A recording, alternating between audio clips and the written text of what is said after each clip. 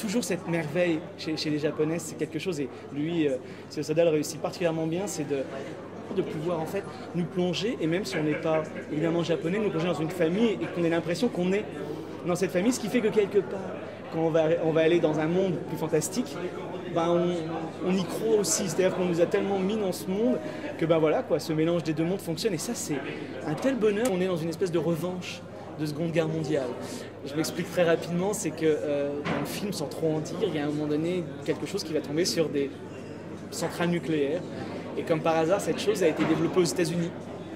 et qui va descendre, c'est cet objet qui va tomber donc, sur une centrale nucléaire, la centrale nucléaire se trouve elle au Japon. Et on ne peut pas faire autrement que de penser à Nagasaki, à Hiroshima, à la bombe,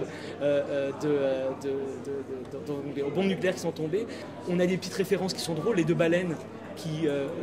gardent ce monde, qui sont John et Yoko.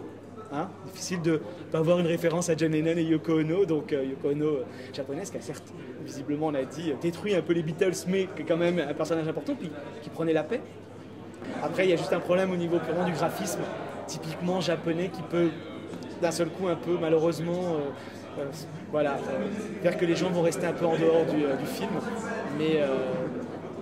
mais c'est pas grand chose, on va dire, les choses sur lesquelles je suis mitigé. C'est un vrai message d'espoir, et ce que disait M. Soda était intéressant, c'est-à-dire l'idée de voir Internet non pas comme une menace, mais peut-être comme au contraire la possibilité de l'être humain de se développer de plus belle manière.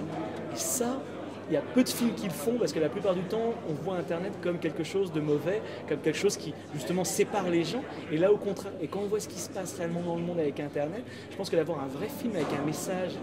qui dit « Non, non, Internet, ça peut aider en cas de conflit, même à pourquoi pas pouvoir résoudre quelque chose de terrible. » Ça, c'est rare. À mon avis, on ne va pas en avoir beaucoup, et c'est là, c'est l'une des grandes forces du film, à mon avis.